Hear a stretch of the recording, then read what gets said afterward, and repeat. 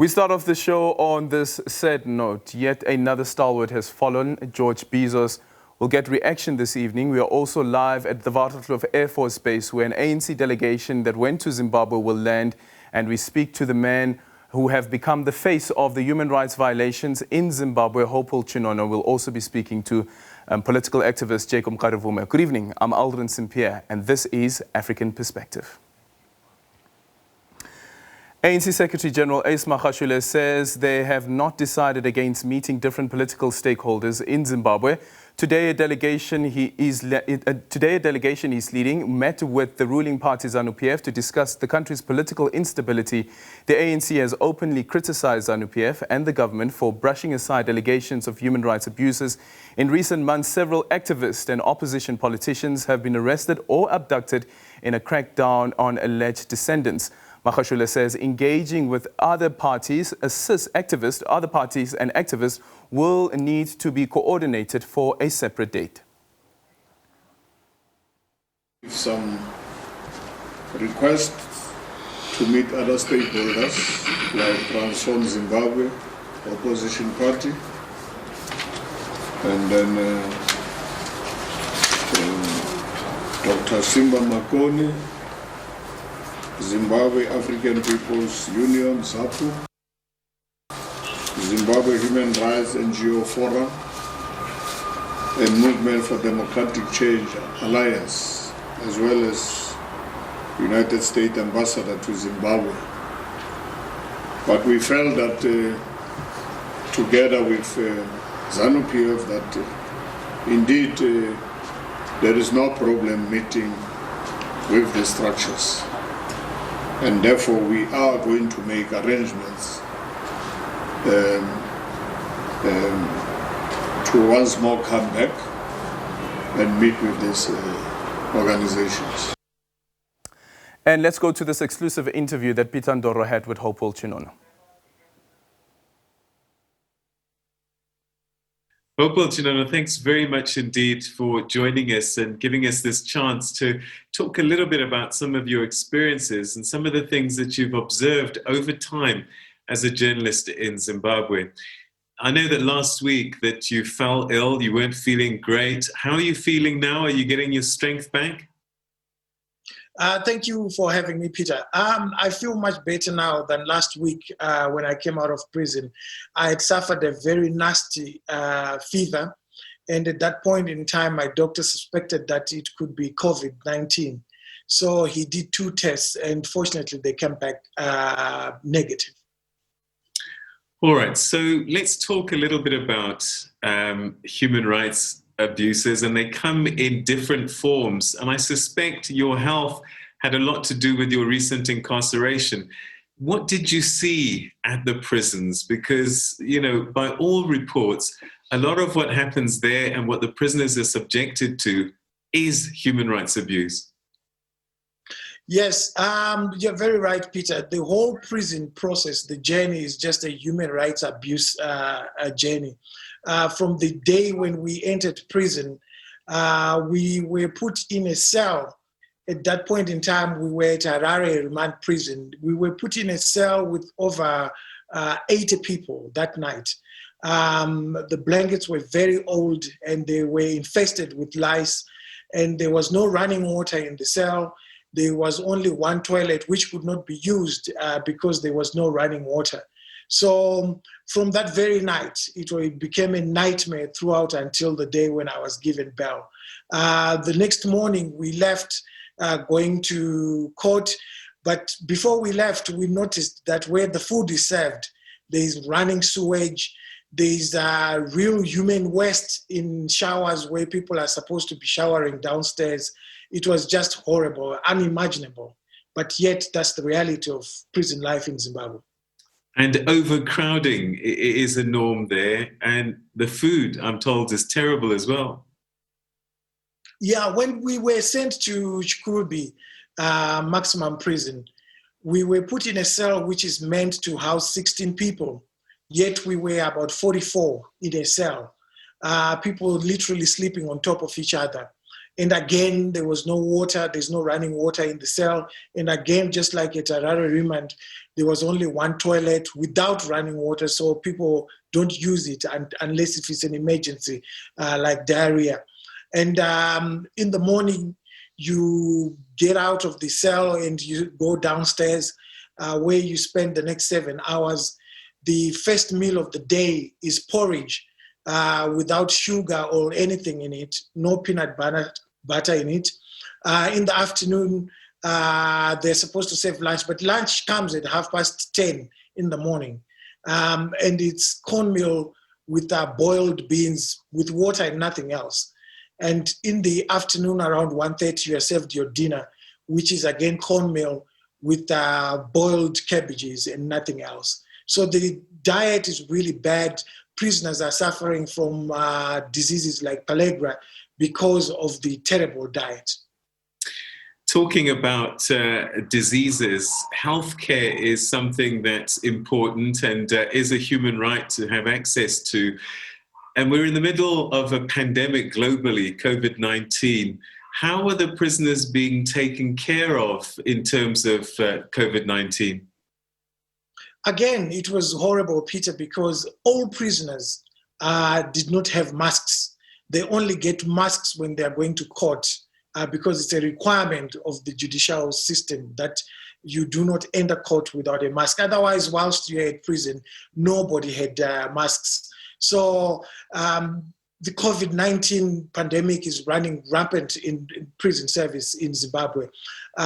When we were at prison, those that were identified to be carrying the virus, they were isolated, but there was nothing else that they were given except warm water.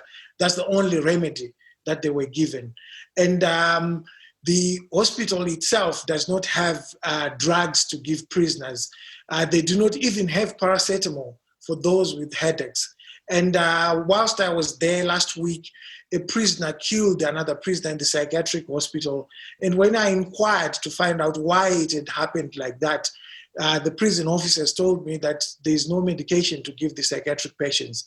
So it's a terrible situation. It's like a Nazi concentration camp. And to say so is not an exaggeration. All right, so the other aspect then, again, a human right is to get access to justice. And you were denied bail many times, and you were even denied the right to have your chosen legal representative. What does that tell you about the justice system, the judicial system, and how it's working at the moment? This is what we've been saying for years, Peter, that the justice system in Zimbabwe is captured by the political elites, by the executive. And I saw it firsthand because the magistrate who was handling my case, the last time he denied me bail, he even ignored all the testimony that I had deposited with the court and then pretended that I had not given the testimony. When I took the case to the High Court judge actually mentioned that this is surprising. It's a serious misdirection. But this is not a mistake. It's a deliberate misdirection because we know that the courts, parts of the courts are captured by the Zanu-PF elites. And this is not just Hopewell Chimono saying this. Even the vice president, when he had a case in the courts, he wrote a letter to that effect. The prosecutor general has also put it on the record that the judiciary service is captured by cartels and they're paid money to throw cases away, and sometimes they're influenced by political elites in Zanu-PF in cases like mine to deny bail and deny bail and deny bail because they know that the cases that they've put before the courts are not strong enough. They do not result in a conviction. So they want you to stay in prison and save your time without a trial. And yours is a high-profile case, and so in some ways that might have helped you.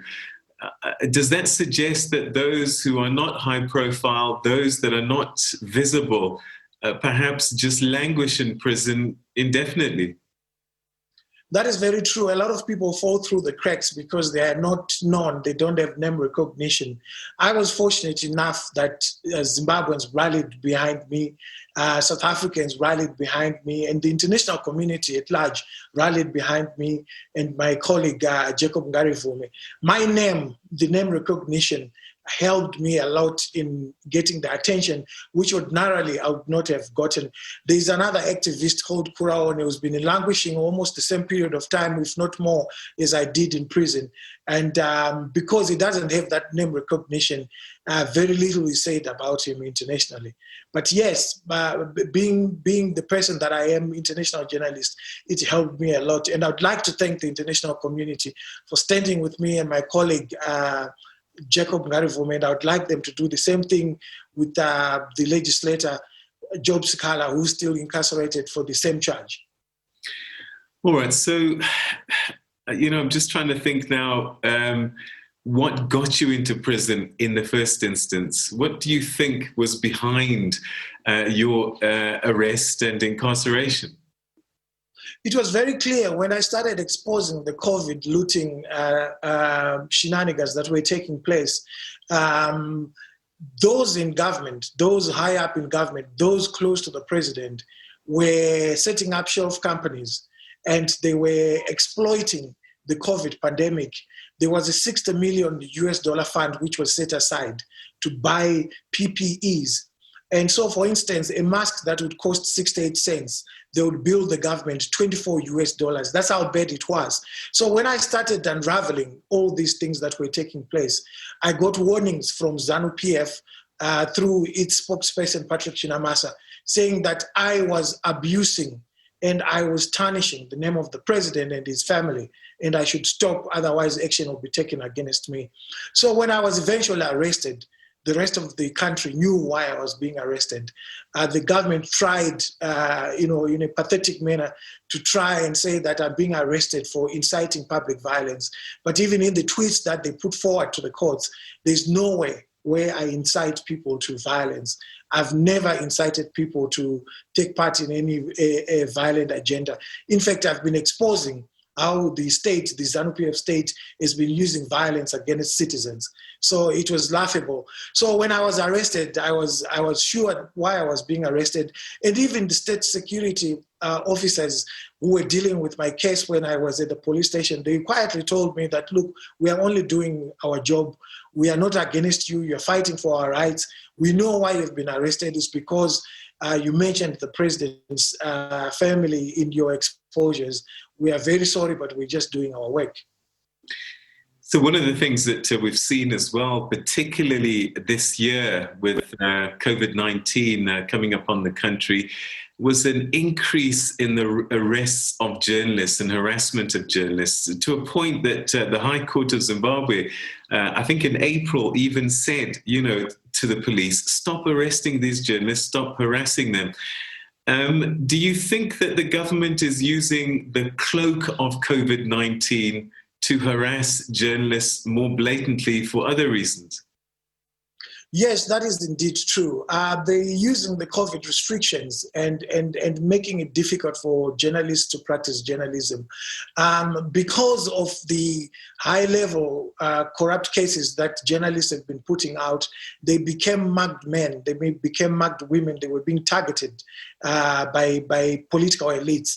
And because of that, it has become difficult for journalists to practice. For instance, when I was arrested, it was not just about myself, it was about journalists as well, sending a very strong message, instilling the fear of God in journalists to say, if you expose high-ranking officials, if you expose the president and his family in the way that Hope Wolchingono has done, this is what will befall you, this is what will happen to you. So the idea is to instill fear in citizens so that they don't mention these issues when they affect or when they involve high-ranking government officials.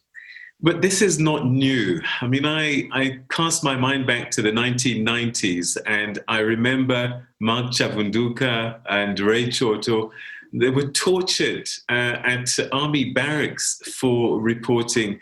And so this is not a new phenomenon, perhaps better documented now in the age of social media.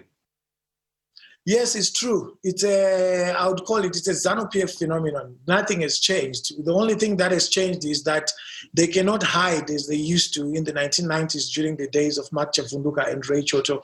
These days, everyone becomes a journalist. When someone is being arrested, they didn't even realize that I was recording them live on Facebook whilst they were entering my bedroom, to the extent that the police officer, up to the day he took me to court, he didn't realize what had happened until when he started lying in court, and my lawyer, Beatrice Mteshwa, reminded him that there was a video actually which recorded what had happened, and the video carried the exact nature of how he arrested me as opposed to what he was saying. So nothing has changed. You're quite right. The crudeness, the ruthlessness is still the same. It's only that we now have better accessories that we can use to record and tell the world and show the world what is happening in our country. Another human rights abuse is access to healthcare. And, corruption in Zimbabwe is spoken about, and I think it's a well-known thing. But it does have a real human cost when I think about the hospital system shutting down for a time.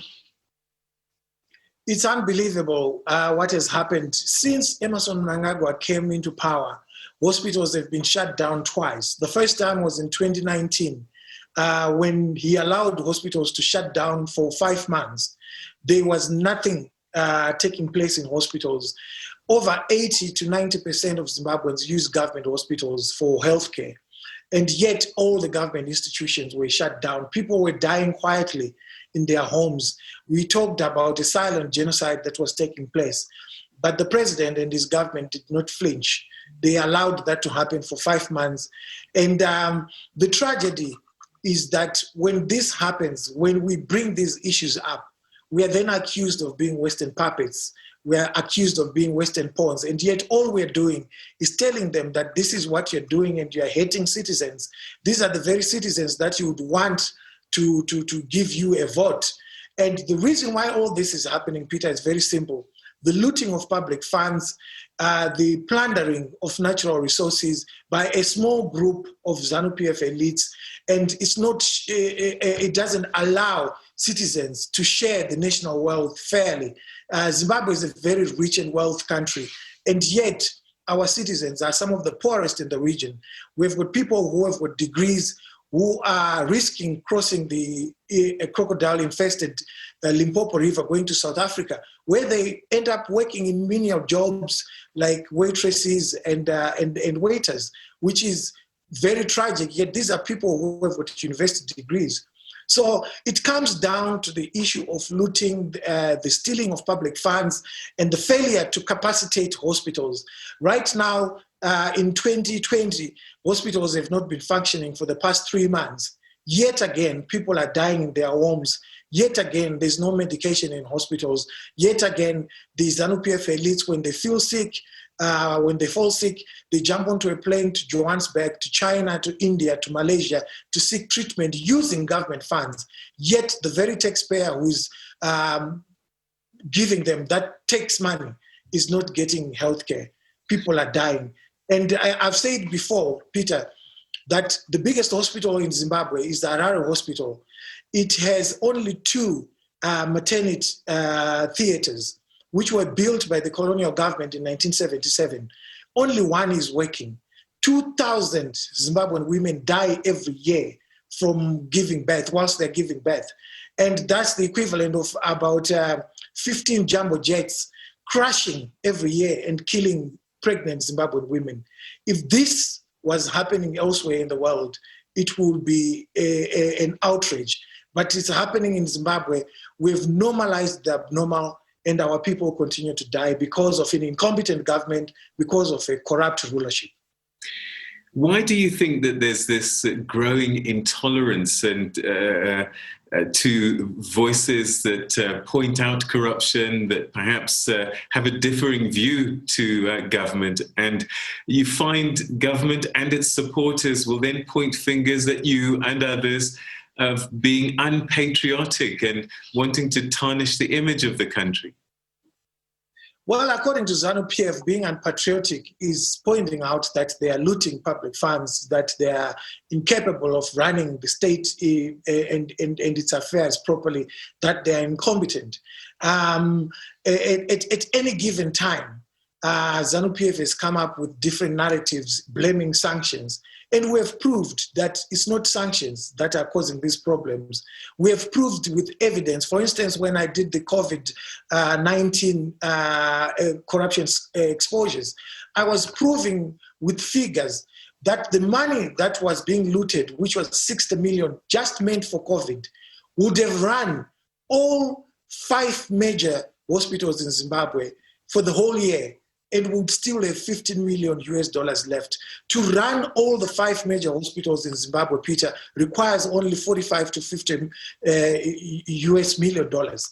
And yet, we have billions that are being looted every year. And yet, our government blames sanctions. When the figures tell you something different, that we have enough in Zimbabwe to look after each other as citizens. We don't have to borrow from the World Bank and from the IMF, but we end up having to do so because the political elites are looting the funds, they are taking the money to offshore havens, they are buying mansions in South Africa, they are building businesses in South Africa. That's why Zimbabweans are upset with the South African government, to a point where they now suspect that the South African government perhaps does not care because it gains from some of this loot because it's invested in South Africa. Again, human rights abuses. I'm reminded that by a Human Rights Watch report, the demonstrations that were violently put down by the authorities last year, where 17 people were killed, women were raped, 81 people were shot, over 1,000 people arrested. This again speaks to the heavy hand that the authorities now seem to have to keep on using to try and keep people silent. This is what happens when a government is now ruling without legitimacy. The reason why it ends up doing such things is because it refuses to comply with the constitution. The constitution of Zimbabwe is one of the best constitutions in the world. It allows and gives permission to citizens to protest against its own government. That provision is there, and that provision is very clear. Yet when citizens try to use that provision, they are beaten up. Dogs are sent out to bite people. Policemen with baton sticks and AK-47s are sent out to beat up people. They sent 4 armed policemen to my house with AK-47. And I'm just a journalist. You know, why would you send 4 gunmen to my house to get a journalist? They came without a warrant. I demanded a warrant. They said they did not have one. My lawyers asked me not to open the door until they arrived, yet they could not wait for my lawyers to arrive. They hit my dining room sliding door with an AK-47 and walked through a broken glass. That's the kind of nature that we have, the kind of state that we have in Zimbabwe, where when I go to bed, I have to barricade my doors because I'm scared of the state, I'm afraid of the state. Yet in a normal society, I should be confident of going to bed knowing that the state is looking after me. Not in Zimbabwe. I'm afraid of the state. The state is the one that will come and cause damage to me. Well, let's go to a quick ad break. When we come back, we'll be in conversation with Jacob Nkarivume, who is a politician in Zimbabwe.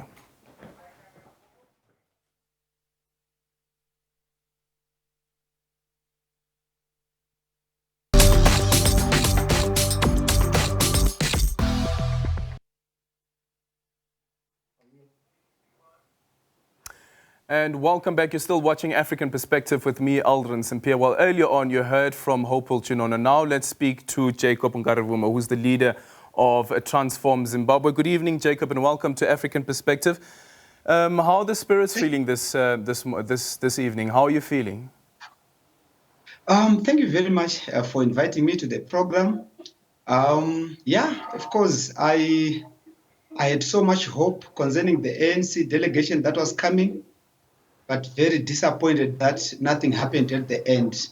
So there's just disappointment here. I share the disappointment of many Zimbabweans this evening. What is it that you were expecting from the ANC delegation? We were expecting that they would come and engage with Zanu-PF, of course, then go on to engage leaders of the opposition, church organizations, civil society, business, and other organizations, so that we can all work together in resolving this. But sadly, they only managed to speak to Zanu-PF and snubbed the rest of us. So citizens feel a huge letdown by what the delegation did. So you would you guys have asked for the ANC to meet you? Was there any letter or communique between the opposition parties especially and the ANC delegation? Yes, we did. Yeah. I personally communicated with the South African ambassador to Zimbabwe, Ambassador Mbete, and then he assured me that he will pass on the message to the delegation. But then we realized that nothing was moving. We even took our position paper to the South African embassy, and then they responded to me by phone call first and later an email. And in both, they said they are not able to meet with us this time, but they'll return in a month and then meet with us. So that response came just before the meeting?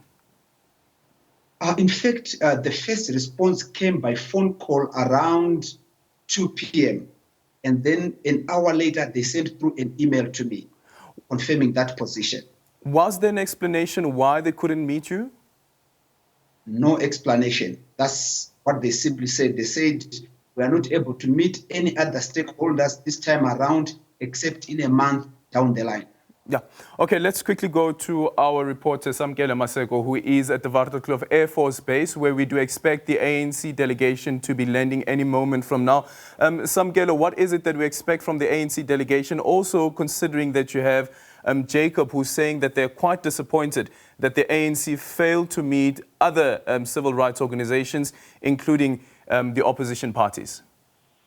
Well, Aldrin, if you remember correctly, when President Cyril Ramaphosa was asked these particular questions in that Q&A that the ANC top brass, the top six had, after that Special National Executive Committee meeting that took place the previous weekend, you'd remember that the President did say that the delegation, the first government delegation that he sent, led by Sidney Mufama, the ANC veteran, and alongside the former National Assembly Speaker and former Deputy President Baleka Mbete, that they had an issue with engaging with other civic society organizations in Zimbabwe and engaging with other political formations like the MDC Alliance.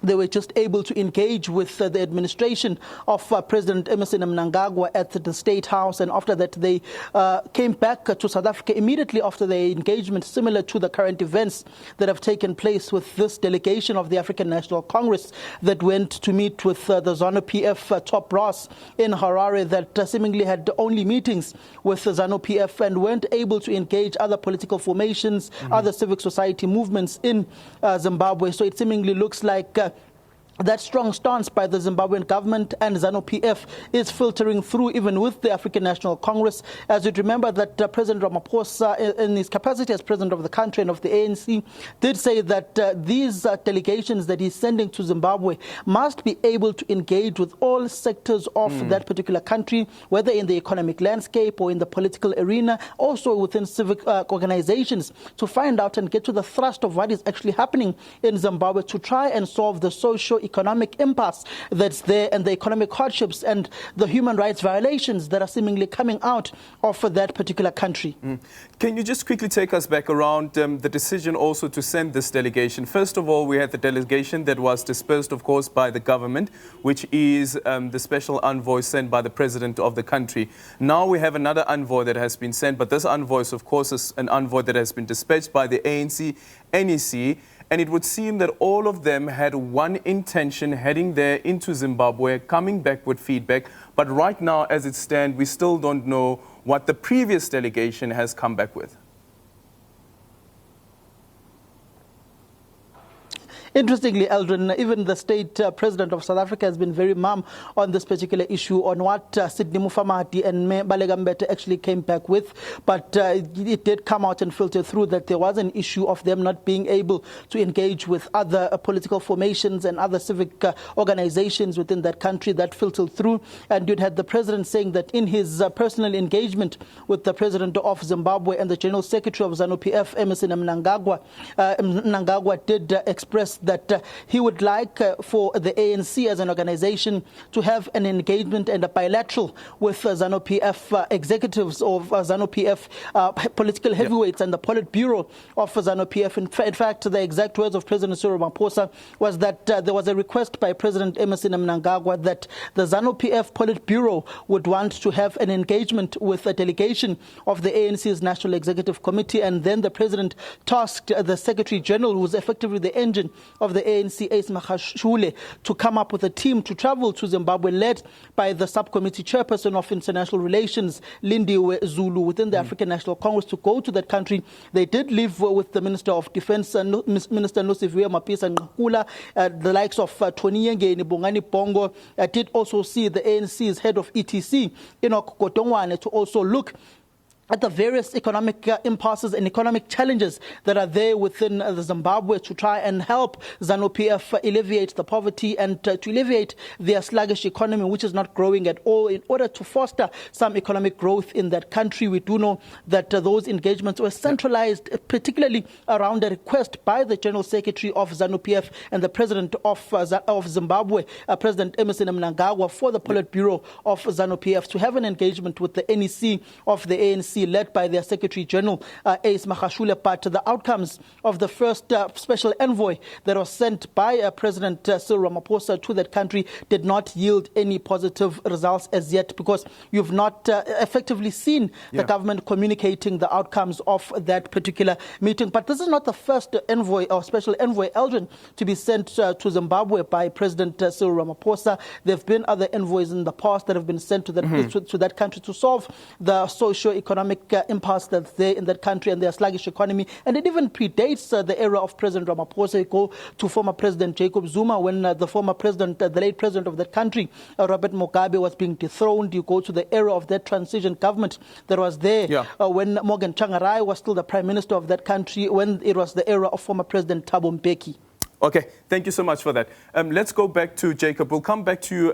We'll come back to Samkelo as soon as that delegation lands, and that delegation, of course, being led by the ANC Secretary General Ace Magashule. Jacob, just listening into what Samkelo had to say there. So now we have the first delegation that came, and this is, of course, a special envoy that was sent by the president of the country, President Cyril Ramaphosa.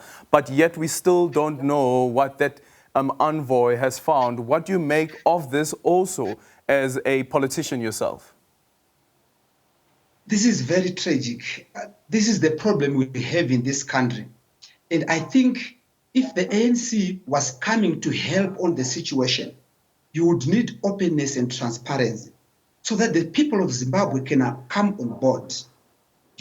But now how can we come on board without even a release of the agenda, what has been achieved, what has been talked about? And this brings huge frustration to the people of Zimbabwe. And it also makes us even stronger in resolve that we need to solve our own problems. Otherwise, I tell you, there's huge disappointment. People are expecting that the ANC delegation will meet with their leaders in civil society, different organizations, political parties, but that has not happened. And even the discussion, what is going to come out of that, we don't know even yet.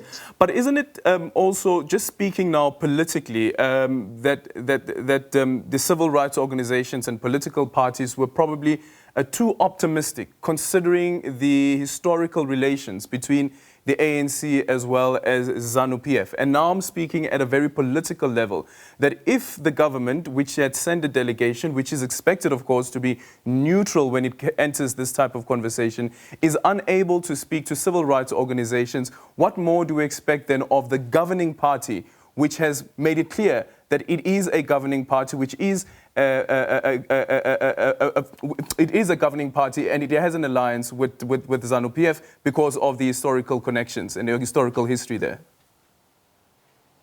You see, but in terms of the obligations of the ANC as a political party and the government of South Africa, they are coming in on the basis of a crisis that has evolved in this country, which is basically a political crisis coming from bad governance.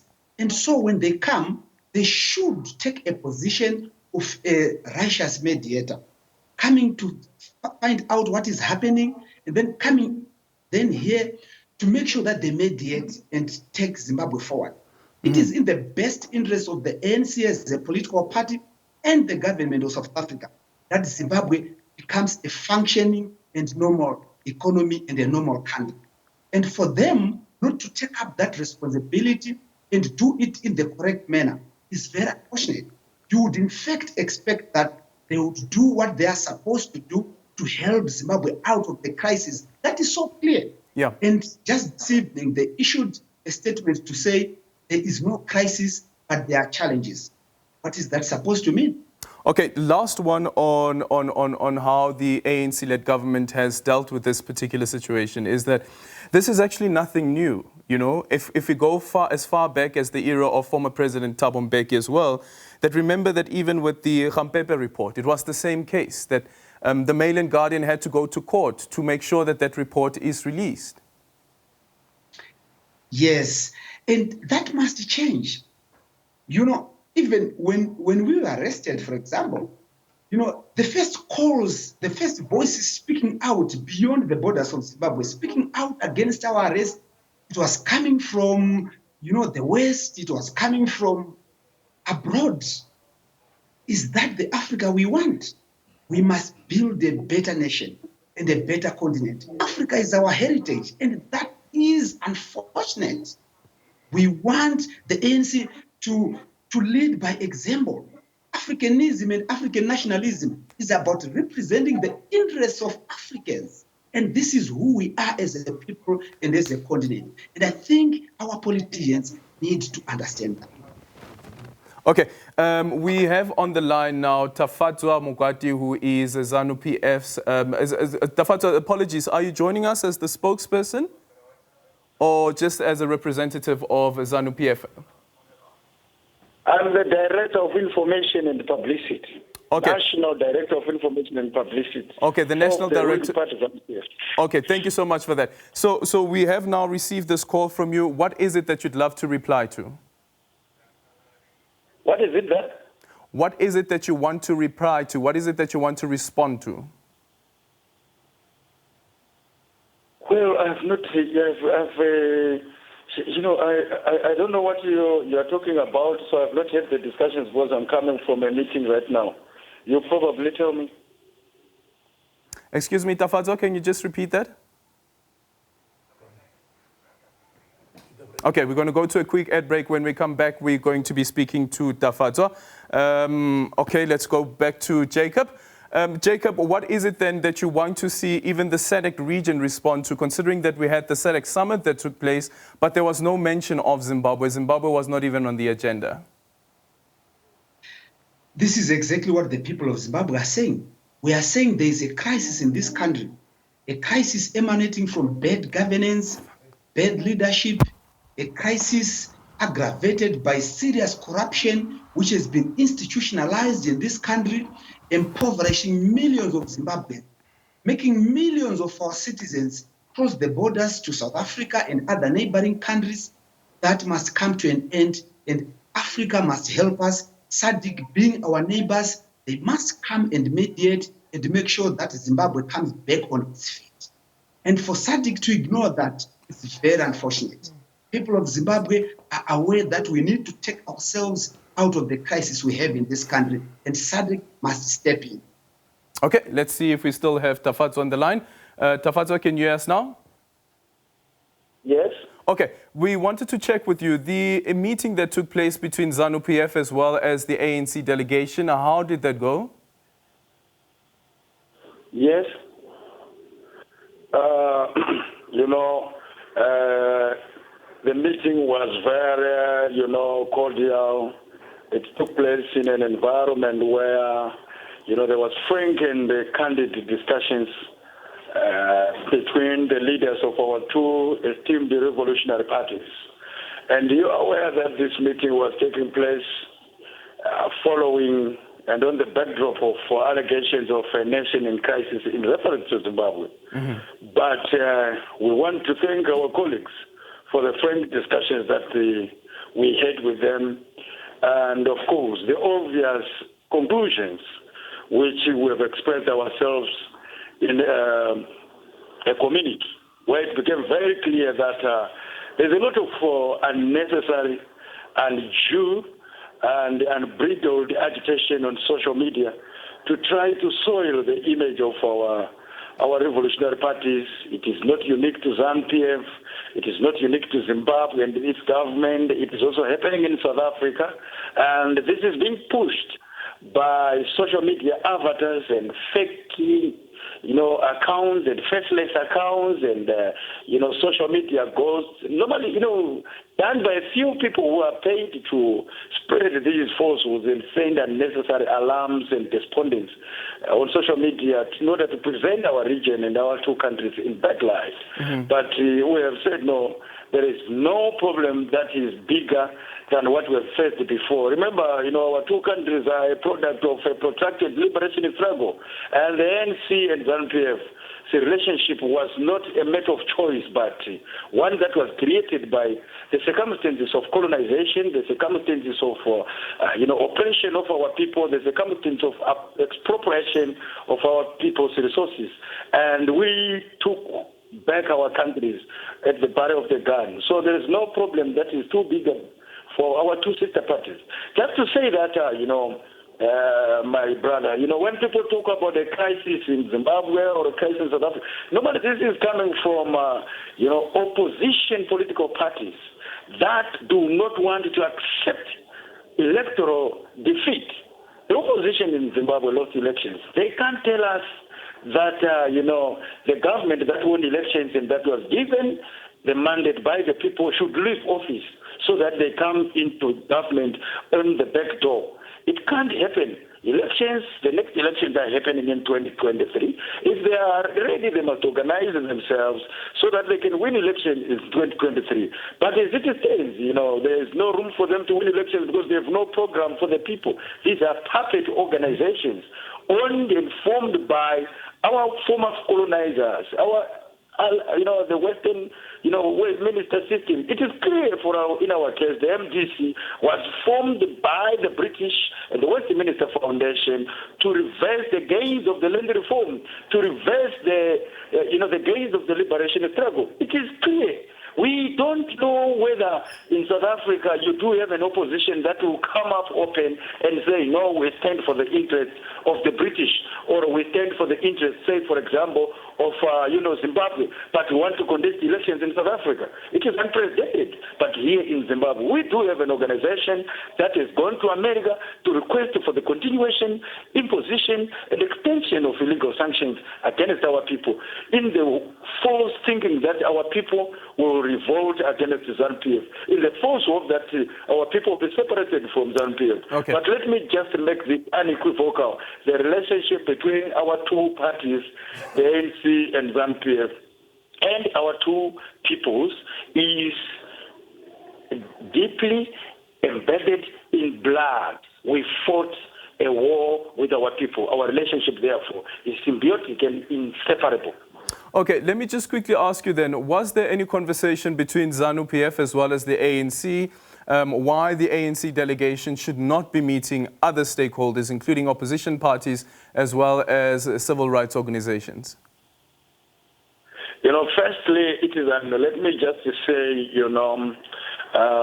it is unprecedented. It is unprecedented. Should I take this opportunity to say it was commonly agreed?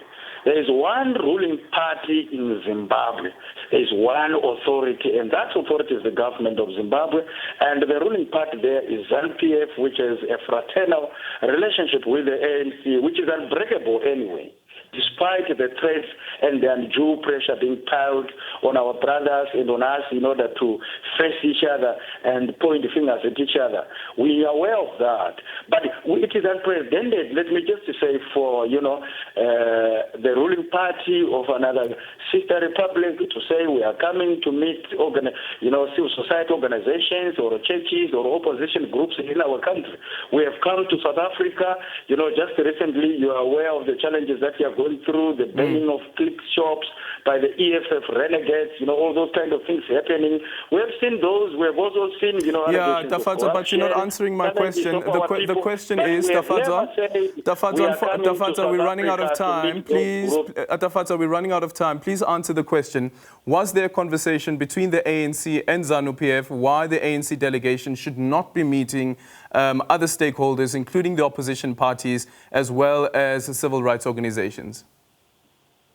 It appears you are interested in interrupting me. What I'm telling you is answer the question. Answer. No, Dafazo. It is unprecedented.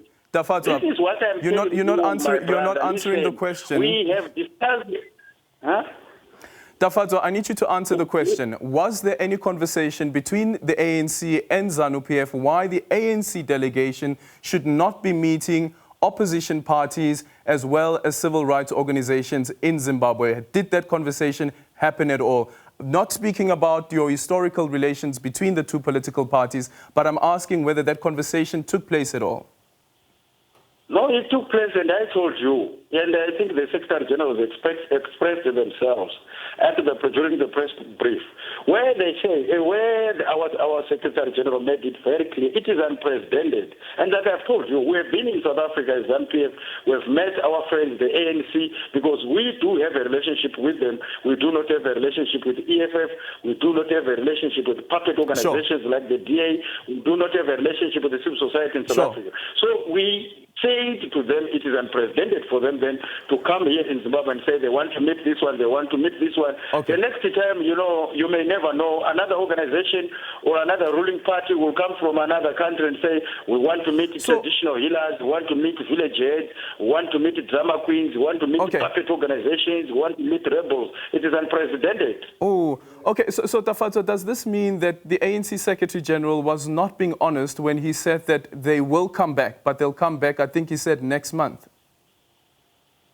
No, you ask him that. I don't speak on behalf of the ANC, but just to tell you that our relationship remains cordial. We had friendly discussions with each other, and let us understand things at that level. The rest, let us leave it to time to see what our two leaderships will decide. But you must also know that, President Ramaphosa and his counterpart, Comrade Idi Mnangagwa, the President of the Republic of Zimbabwe, are also engaging each other about these issues to see to it what will be the best trajectory going forward. Okay. But now it is now been placed. Dafazo, thank you so much for that. Unfortunately, yes, you have explained that. You have explained that there's no crisis in Zimbabwe. Jacob, I'm going to give you the final shot at this. Just for your remarks, listening into what Dafazo had said now.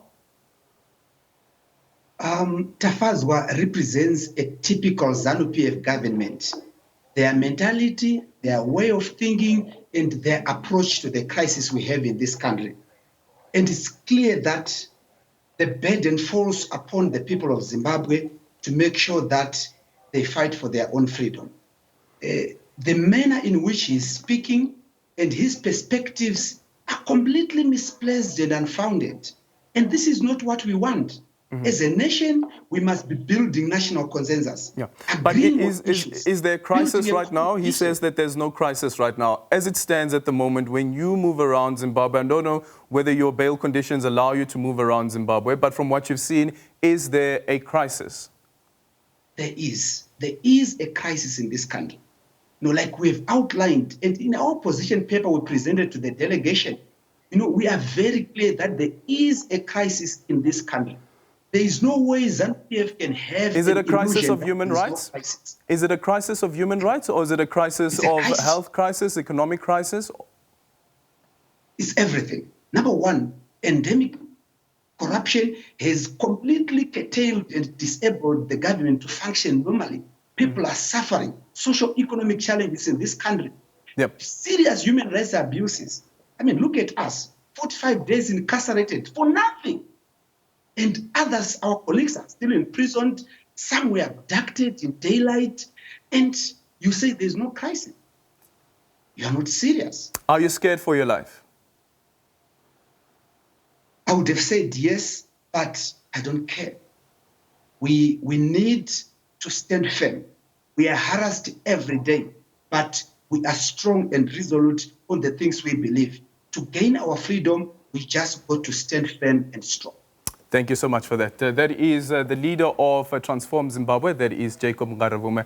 And earlier on, we were joined by Tafato, who is speaking on behalf of Zanu-PF. That's brought us to the end of this evening's show, but do stay tuned to the rest of the show as we continue to reflect on the life and legacy of Ndate George Bizos. Also, Samkela Masegos waiting for that ANC delegation that's about to land at the Waterkloof Air Force Base any moment from now, being led by the Secretary General of the party, Ace Magashule. From me, Aldrin St. Pierre, and the rest of the team, good night.